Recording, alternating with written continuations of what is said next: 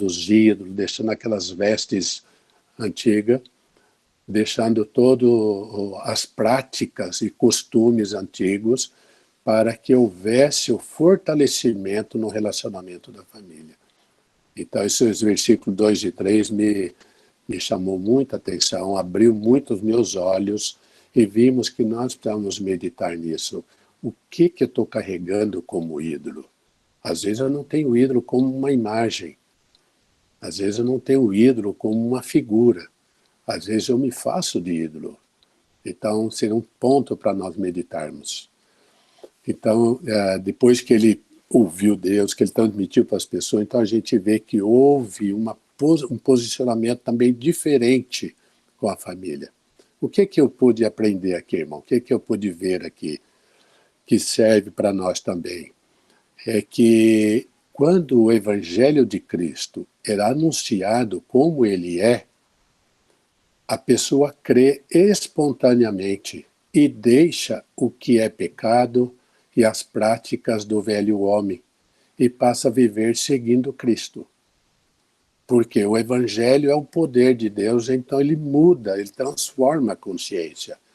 Então ele entende o que Cristo é, porque em Atos também, quando Pedro faz a pregação, ele anuncia a obra de Deus em Cristo Jesus a favor dos homens. Depois disso, eles perguntam, o que agora nós vamos fazer? Entendeu? Depois que ouviram a palavra. Então, aqui, depois que a família de Jacó ouviu a palavra que Deus tinha falado com Jacó, eles também se desfizeram naturalmente, espontaneamente, de tudo aquilo que não agradava o Senhor em Betel.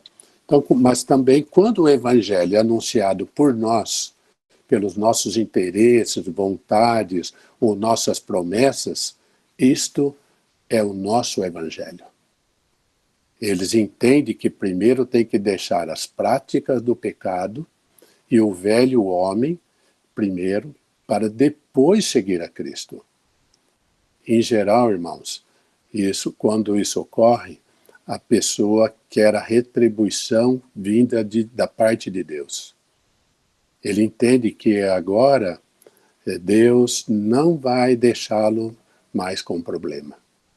Porque o Evangelho não foi pregado como ele é. Porque o Evangelho é poder de Deus, é poder para transformar mente. Então, isso me ajudou muito, me iluminou muito, que nós também vimos também na nossa experiência que muitas vezes nós orientamos a pessoa para deixar as coisas, os pecados, para depois seguir o Senhor. E no Evangelho não é isso. Quem liberta a pessoa é o Evangelho, não é a maneira como nós pregamos. Então, penso que é muito importante também nós meditarmos e refletirmos sobre isso. Então, nós vemos que Jacó, ele lembra a sua conversão e as circunstâncias que o levaram ao encontro com Deus. Nós vimos isso em Gênesis 35, de 1 a 3. Ele tinha conhecimento de Deus, porém, faltava-lhe a sensibilidade sobre o propósito de Deus. Às vezes nós também temos muito conhecimento da Bíblia, conhecimento de Deus, tememos a Deus tudo, mas às vezes não temos sensibilidade do que Deus quer ou por que Ele nos chamou. Então é um momento também que me chamou bastante atenção, que ele tem o seu propósito, assim como foi com Jacó. O propósito dele era que Jacó, entendeu, fosse para Betel, porque a partir de Betel, né, que é uma semente da igreja, Deus ia realizar o seu propósito independente do que Jacó estava fazendo. Então hoje Deus também vai cumprir o seu propósito, independente do que nós estamos fazendo. Mas quando nós somos iluminados com a palavra, nós temos uma boa parcela de cooperação para que esse propósito também seja conhecido por outras pessoas. Então, quando os filhos de Deus são vivificados e a mente é transformada, eles passam a viverem e conhecendo Deus gradativamente. Como nós vemos em Romanos, capítulo 12, eu queria ler para os irmãos, Romanos capítulo 12, eu sei que nós já sabemos, mas seria bom nós vermos esse versículo, Romanos 12, 12, 2, ele fala assim, ó, e não vos conformeis com este século, mas transformai-vos pela renovação da vossa mente, para que experimenteis qual seja a boa, agradável e perfeita vontade de Deus. Então, nós podemos, aqui ele fala para não se conformar com o mundo, mas também nós podemos não conformar com o mundo, mas podemos conformar com a religião, com um formato nosso de servir a Deus. Mas aqui Paulo fala que não é para se conformar, mas transformar com uma mente renovada. E com uma mente renovada nós podemos conhecer, nós podemos ter a realidade da boa, perfeita e agradável vontade de Deus. Então isso daí me chamou bastante atenção. No versículo 5 de Gênesis 35, diz, aqui vemos que Deus colocou medo no coração dos inimigos de Jacó. Por isso, não precisamos temer. Nosso livramento vem com a certeza de que Ele está sobre tudo e sobre todos. Eu fiquei também assim, bastante encorajado, irmãos, que nós não precisamos ter medo. É inevitável, sempre, todos nós passamos por esse processo. Mas quando que ele diminui? Quando que ele termina? Na medida que a confiança, que o crer nosso é mais real, e quando nós verdadeiramente o conhecemos, nós ficamos seguros de que Deus está no controle de tudo e de todos. Eu queria ler também aí Romanos 11, versículo 36, ele fala assim, 11, 36. Ele fala, porque dele e por meio dele e para ele são todas as coisas. A ele, pois, a glória eternamente. Amém. Então, isso nos encoraja muito a não temer e crer. Não depende da situação, da circunstância. Nós vamos crer de que o livramento virá dele. Não precisamos pedir livramento, ele já sabe que nós precisamos. Ele quer que nós esperemos nele. E nós vemos isso também no versículo 6, quando Jacó adorou a Deus em Betel, isso nós vemos também no versículo 7, ele começou a pensar em Deus com relação à sua casa, isto é, a casa de Deus. Então você vê que a mente de Jacó, ela sofreu uma transformação, sem dúvida nenhuma. Quando a nossa mente é transformada com realidade, baseada na verdade, nosso sentimento, nosso desejo é de entrega absoluta para o propósito de Deus.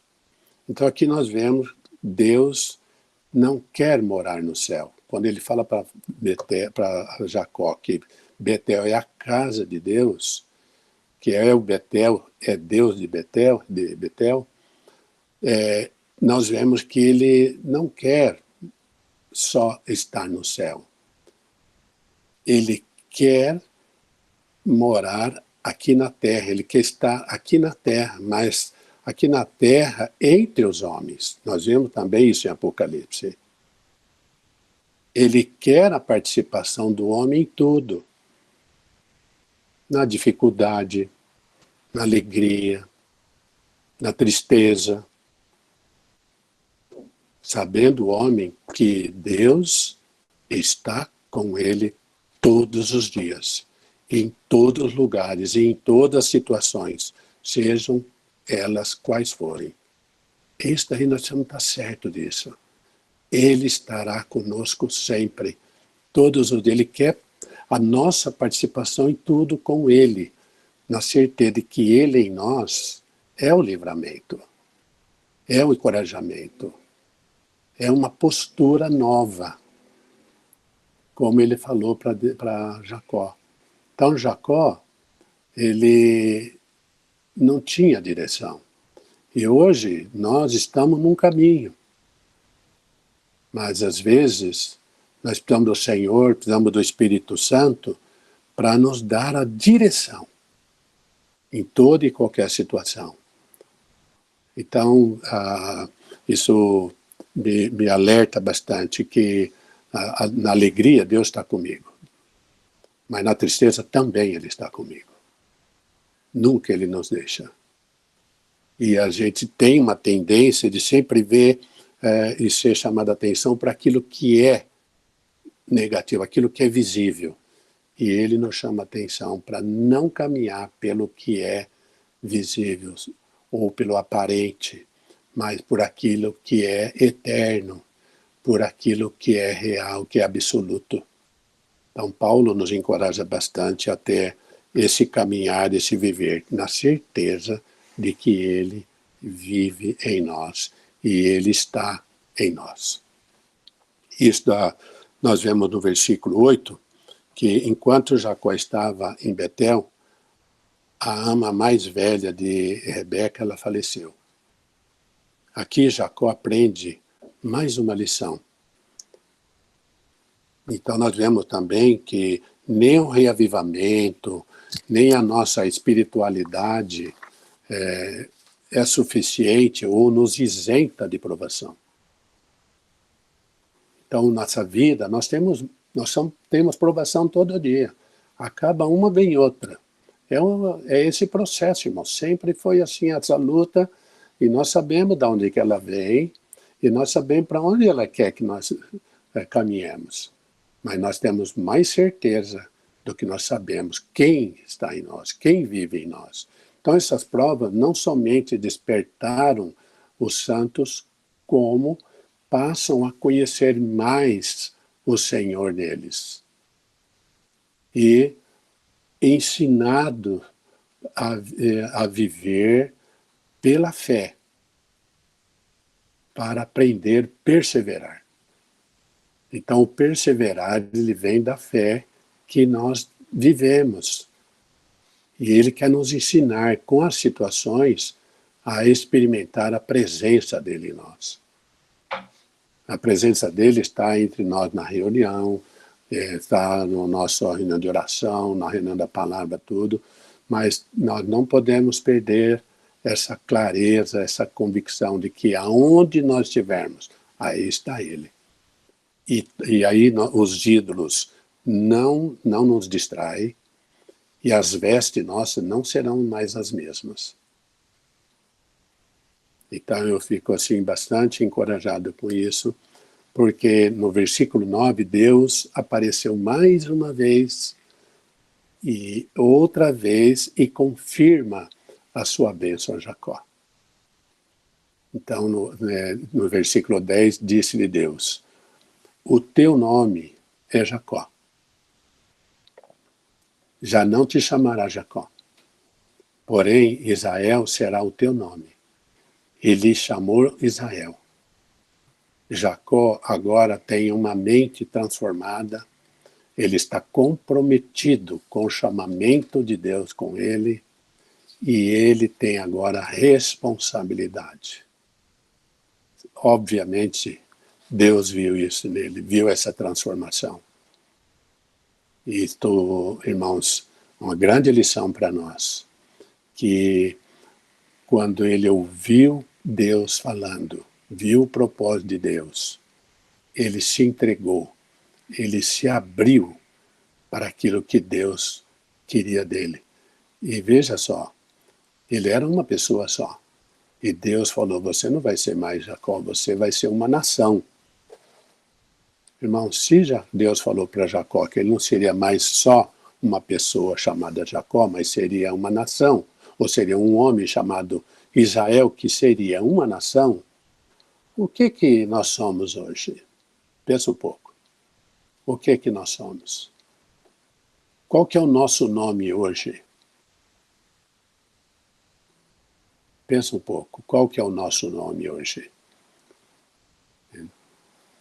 O nosso nome é Cristo. Nós somos conhecidos como Cristo hoje. Por isso que o nosso viver é um despojamento do nosso natural para viver o sobrenatural. para que nesse sobrenatural as pessoas que estão próximas de nós, perto de nós, também saibam que elas também têm um chamamento, que elas também têm a imagem e a semelhança de Deus, que elas também podem deixar os ídolos conhecendo o Senhor. Elas podem trocar de vestes andando com o Senhor. Isso não é maravilhoso, irmãos? Então, eu vejo assim que esse versículo 10, quando ele falou que você não vai ser mais Jacó, entende? Nós também agora não somos mais só para nós. Nós agora somos para todas as pessoas que estão próximas de nós. Nós nos entregamos a elas numa certeza, numa convicção de que elas também conheçam o amor que nós conhecemos de Deus, o propósito que Deus tem para elas também. Então, no versículo 11, disse mais: eu sou o Deus Todo-Poderoso. Muito forte isso aqui, irmãos. Eu sou o Deus Todo-Poderoso. Sê fecundo e multiplica-te. Uma nação e multidão de nações sairão de ti, e reis procederão de ti. Eu vou ler de novo o versículo 11, irmãos, é muito forte isso. Isso é conosco, nós temos a bênção com Abraão, temos a bênção com Isaac, temos a bênção em Jacó, e Cristo hoje é esta bênção prometida. Isso é muito forte, porque Deus falou com Adão, no Gênesis 1:28, Deus abençoou Adão e Eva para eles serem fecundos e encher a terra. Obviamente, da imagem e a semelhança de Deus. Então, quando Deus fala para Noé, depois do dilúvio, ele usa essas mesmas palavras. Multiplicar. Encher a terra. Para encher a terra, precisa ser fecundo. Precisa fecundar. E quando ele fala também para Abraão, ele fala a mesma coisa, as mesmas palavras ele fala para Isaac, para multiplicar, encher a terra. E ele falou para Jacó aqui, ser fecundo.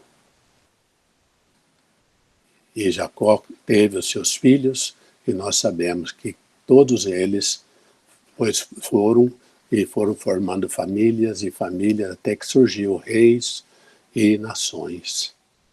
Foi cumprida a promessa? Foi. E nós hoje também vai ser cumprida a promessa. Nós cremos nisso. Nós cremos na palavra. Cremos no cumprimento da palavra. Nós não podemos ser infrutífero. Nós não podemos ser inférteis. Nós temos fecundos para multiplicar. Então isso me chamou muita atenção. Então nós vemos que no ajuntamento sempre desenvolve aquele que se projeta entre os demais que estão à sua volta.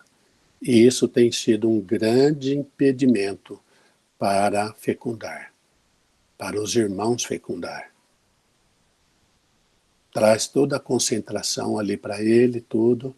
Ele se dispõe a cuidar tudo, mas ele não percebe que os membros não estão fecundando. E fecundar não é amontoar gente. Fecundar é para multiplicar, que é a vontade de Deus. Desde já. Então, nós vemos que é um princípio. Multiplicação é um princípio estabelecido por Deus. E Deus propôs isso para Jacó. Vai para Betel, que você tem que ser fecundo e tem que multiplicar. Tem que sair de você muitas nações e reis. E aí, nossa vocação, irmãos, é fecundar para que haja multiplicação e o propósito de Deus seja cumprido com o nosso chamamento. Nós somos chamados para que o propósito dele fosse cumprido. e conhecer Ele como Ele é, para que esse propósito seja cumprido. Então, assim, não haverá acumuladores de pessoas ao seu redor, mas multiplicadores em potência. Um vai passando para o outro o propósito de Deus, vai passando para o outro a vontade de Deus, até que a terra seja cheia. Eu queria ler com vocês também 2 Coríntios 4. Muito bom esse versículo, 2 Coríntios 4, versículo 4, 16. Ele fala assim: por isso não desanimamos, pelo contrário, mesmo que o nosso homem... Peraí, irmãos, acho que eu... Não, perdão, irmãos. 2 Coríntios 4, 15, perdão, eu notei errado aqui. 2 Coríntios 4, 15. Ele fala assim: porque todas as coisas existem por amor de vós. Todas as coisas, elas existem por amor a nós. Para que a graça, multiplicando-se, torne abundante as ações de graça por meio de muitos, para a glória de Deus. Meus olhos se abriram muito aqui, irmãos, sobre isto. Todas as coisas existem por amor de nós.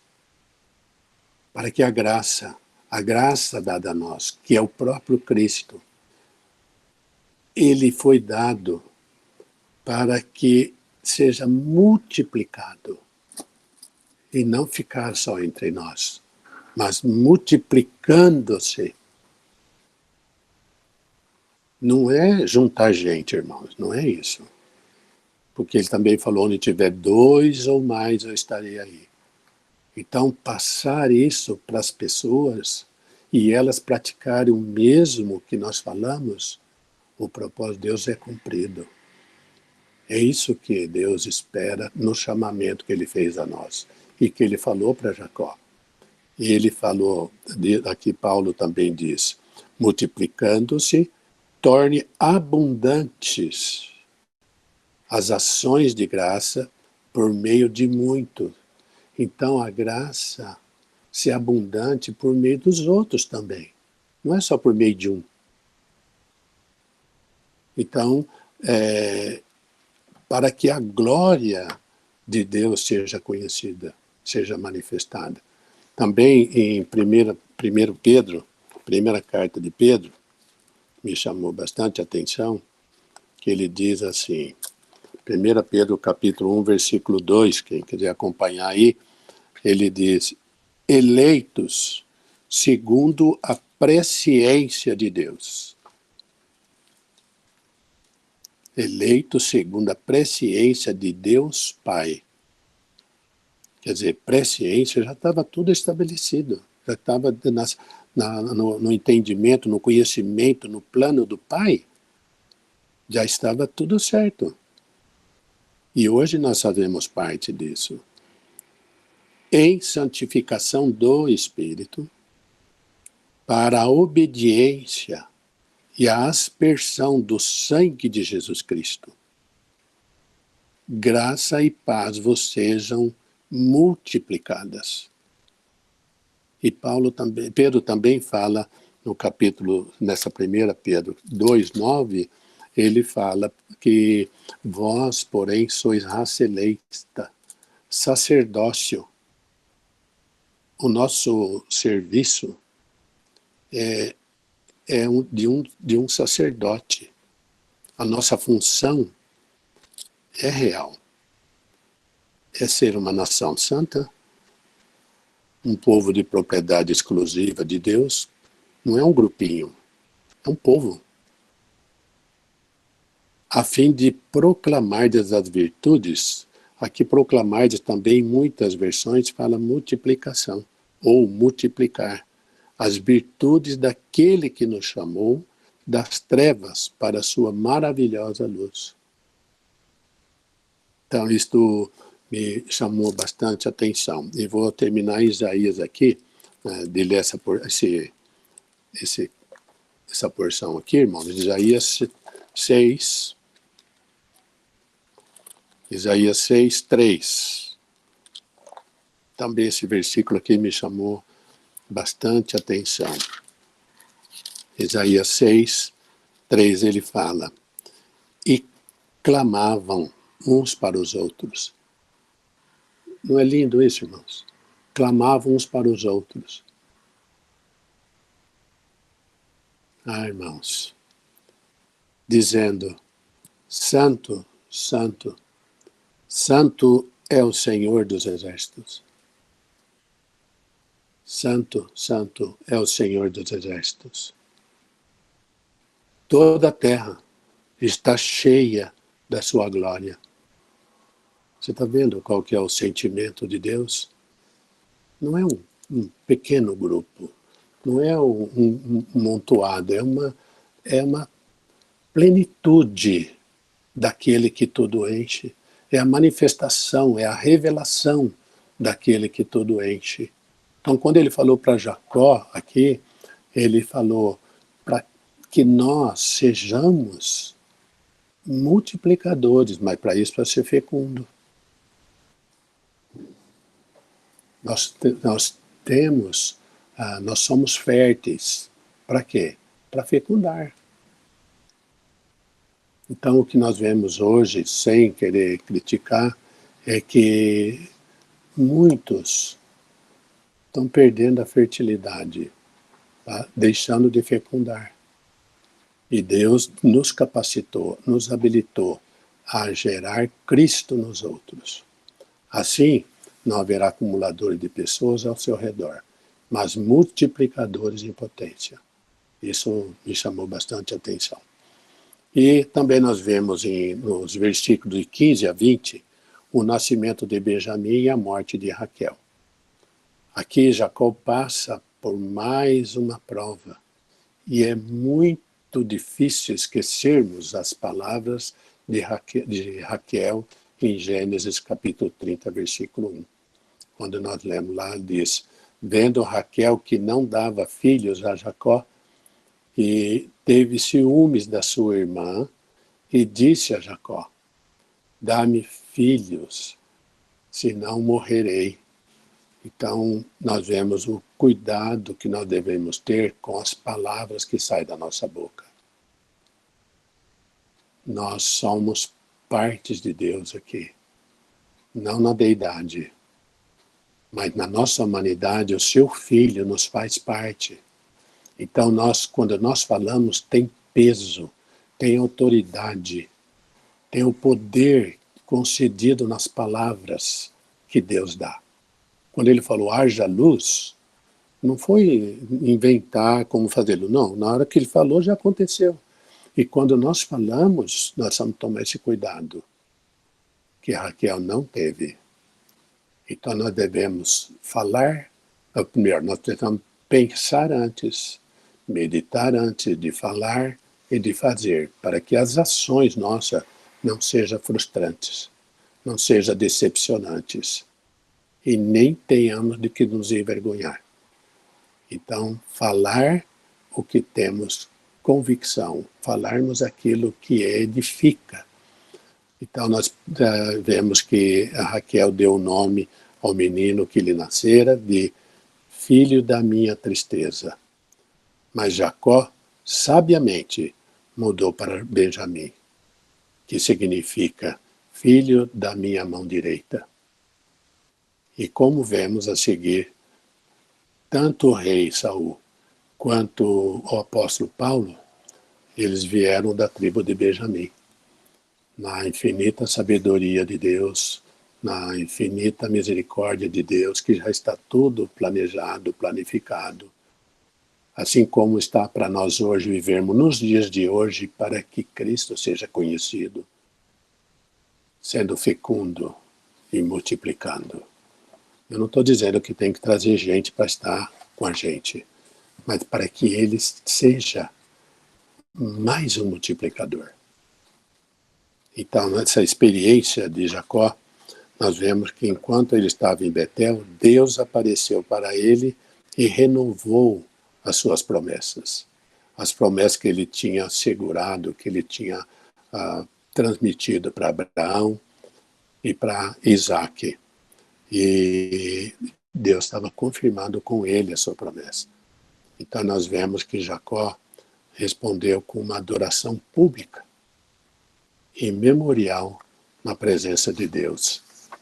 E também nós, na mesma maneira, fomos chamados como pedras, como Pedro fala, em 1 Pedro capítulo 2, versículo 5, ele fala que nós somos pedras, nós somos casa, nós somos espirituais, nós somos sacerdócio santo, a fim de oferecer sacrifício.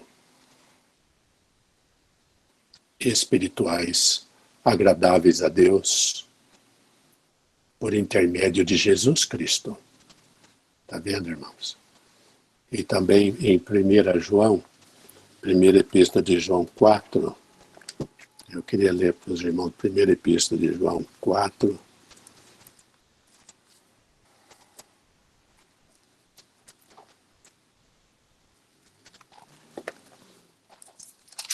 primeira epístola de João 4, 17, ele fala: nisto em vós é aperfeiçoado o amor.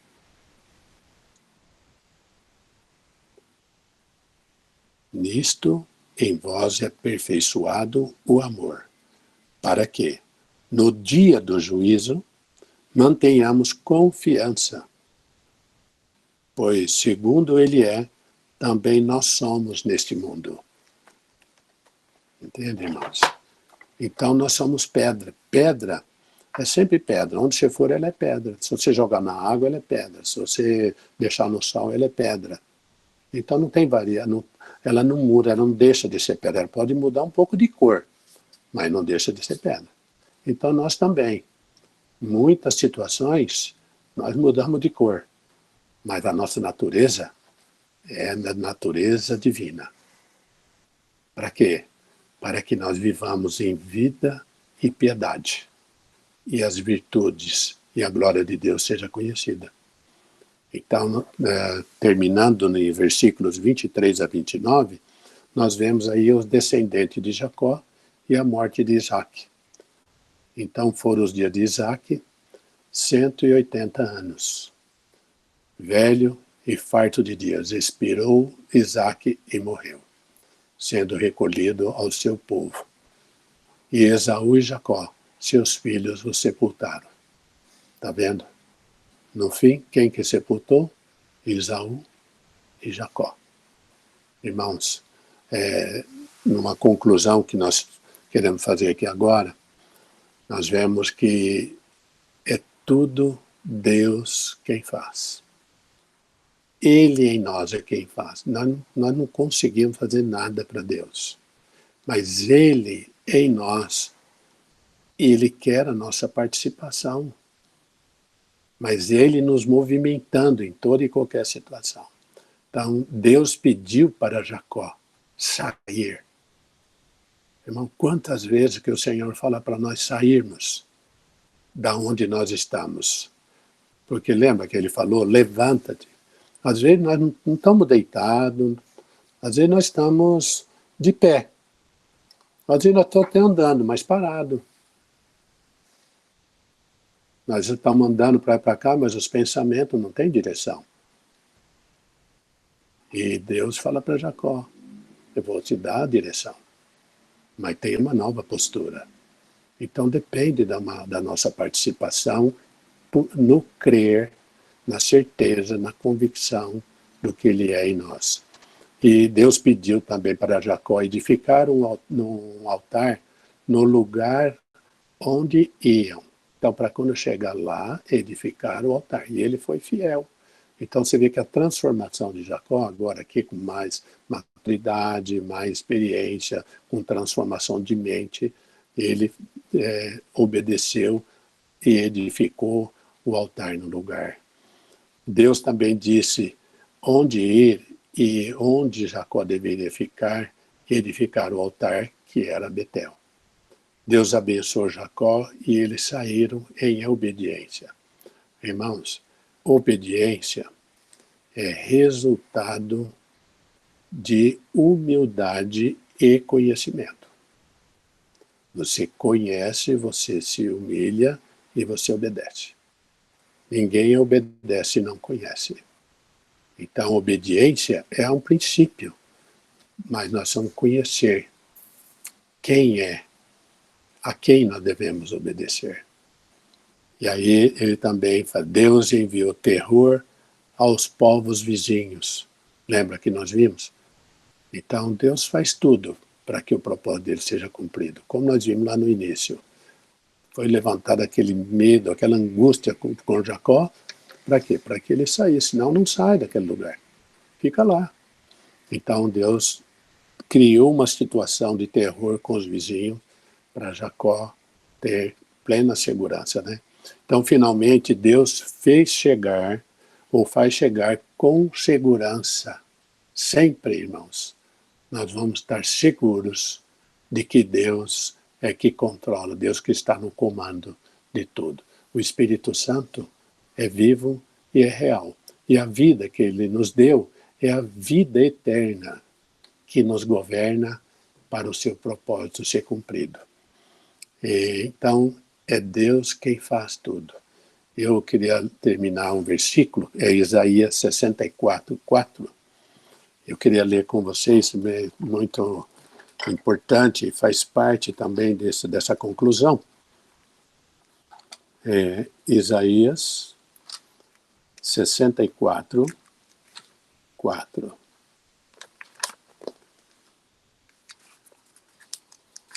Isaías 64, 4. Isaías 64, 4, ele fala assim, porque desde a antiguidade não se ouviu, nem com o ouvido se percebeu, nem com os olhos se viu Deus além de ti, que trabalha para aquele que nele espera. Olha só, eu vou ler de novo, irmãos. Preste atenção. Quem está dentro de nós? Com quem nós estamos envolvidos? Então, isso é muito importante nós meditarmos mais sobre isso daqui. Porque desde a antiguidade não se ouviu, nem com o ouvido se percebeu, nem com os olhos se viu Deus além de ti, que trabalha para aquele que nele espera. Ah, Senhor, eu queria terminar aqui, concluir aqui, e agradecer ao Senhor, agradecer a vocês, irmãos, que têm juntos comigo, com a minha família, sido testemunha daquele que vive em nós. E tem um tempinho ainda, vai sobrar um tempinho para você repartir um pouco daquilo que Deus deu para você nesse capítulo, de que Deus falou com você. E eu queria terminar com uma oração. Nosso Deus e Pai que nós vive e que nos chamou para dar-nos pleno conhecimento do que o Senhor é. E cada dia o Senhor tem transformado a nossa mente para termos uma consciência, não de conformação, mas de transformação, não de mudança, mas de revelação do que o Senhor é em nós. Também para sabermos quão boa, perfeita e agradável é a sua vontade. E desde a antiguidade, nem olhos, nem ouvido, ninguém viu e ouviu Deus como tu. Pai, somos agradecidos por este tempo. A sua palavra é a base de nós estarmos aqui, Senhor. Se o Senhor não a revelar, se o Senhor não iluminar, como que nós podemos ser fecundos, como nós podemos ser multiplicadores. Pai, o nosso chamamento não pode ser infrutífero, Senhor.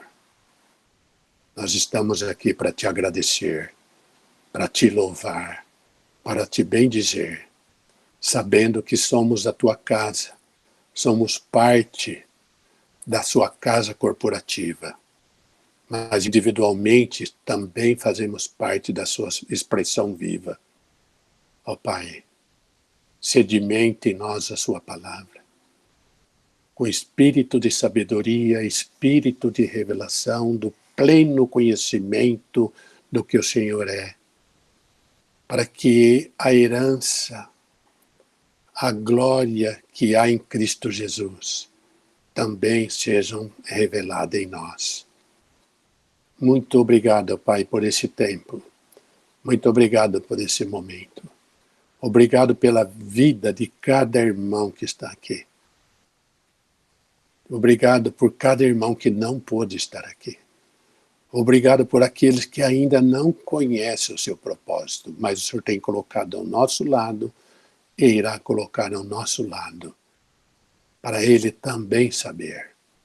Ó Pai, cumpra em nós a sua vontade, a sua promessa. Em nome do Senhor Jesus Cristo, é que eu te agradeço. Louvado seja o teu santo nome. Amém. Amém.